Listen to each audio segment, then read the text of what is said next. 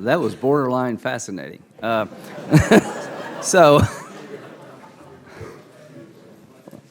for 8 years, President Obama presented a budget, which was a proposal, and got 0 votes in the United States Senate or the United States House. It's fair to say we're going to continue that trend. I might get This one budget. too, Senator. You might get one, but it won't be mine. And let me tell you why. I really appreciate you trying to balance the budget in 10 years. You got the Budget Control Act numbers to deal with. That's correct, right? That's the constraint we imposed on you. And if you're going to balance the budget in 10 years, there's really no good ways to do it. Obama increased taxes by $3.1 trillion in 2017.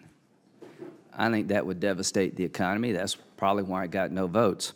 Some of the cuts you've made, I think, will have an effect that the country probably doesn't wish for. But you're in a spot of having to balance the budget, increase military spending because we need it, and that makes you, with the BC Act numbers, make very tough choices. So I appreciate you trying. And we didn't touch Social Security, retirement, or Medicare. Okay, and so that's my question. Let's not fool people. You did a really good job. The Meals on Wheels is not being gutted. The block grant portion is being eliminated, and that's 3% of funding, is what you said? Maximum 3%. So please quit saying things that are not true. There's enough we can say about this budget that is true. So the bottom line is, I would like to eliminate the death tax because I just don't like the concept of taxing people's estate when they die because every time they made a move while they lived, you tax it. I'd rather have the Walton family take the money and give it away rather than the government grabbing it after they die, because I think the chief philanthropists in this country are a lot of the wealthy people you talked about, and they're doing a lot of good things.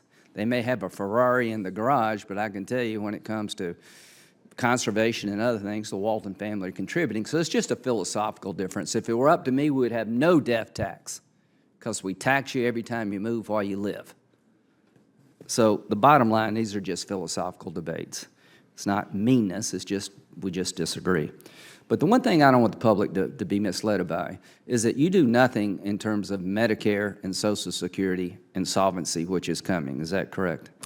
It's correct, sir. We don't make any proposed changes to Social Security retirement. If you were able to, if you were unleashed by the president, would you not want to get a grand bargain where we clean up the tax code, take away some deductions for the few at the expense of the many, and save Medicare, Medicaid, and Social Security, Medicare and Social Security from insolvency, which is coming? Senator, let me answer it this way. When I sat here 3 months ago, and y'all asked me what I was going to do, because sometimes I would disagree with the president, which I thought was one of the reasons he hired me, was that I would lay out options for him, and I did that. And I went into the office. I think we had 4 hour-long meetings on mandatory programs, and I gave him a list of proposed mandatory changes. And at the end of the last meeting, he went, yes, yes, yes, no, no, no.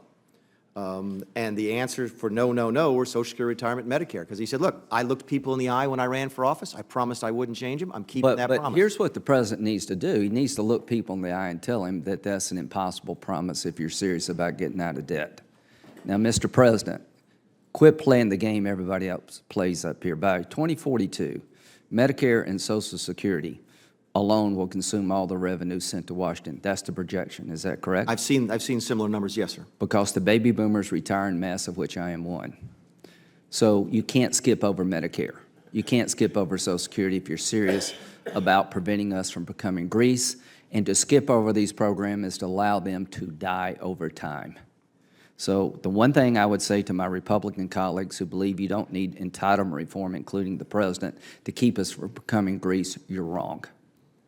And Mr. Mulvaney, you know the right solution. I will deliver that message to the President of the United States. Well, thank you. And you have been the solution in my view. Thank you for what you did with the ports, very innovative solution to funding ports. We'll have a disagreement about MOX, but let me tell you one thing about the budget that does bother me. Soft power. Do you agree with me that we're never going to win the war on terror just through dropping bombs on terrorists? Senator, I agree that's one of the greatest military challenges we face. You know why we did what we did. Again, it was the President keeping his promise to spend less money on foreign aid. All I can tell you is that I don't know what it cost the country to ignore Afghanistan before 9/11 to the taxpayer.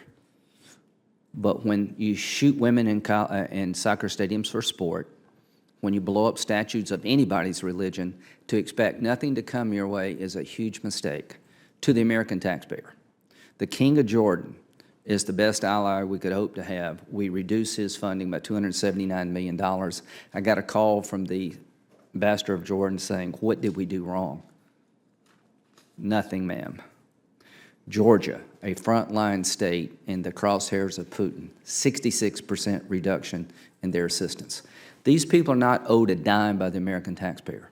Foreign aid is 1% of the budget, but I will tell you this, Mr. Mulvaney, from my humble point of view, if we don't help the King of Jordan more at a time of critical need, his kingdom could fall.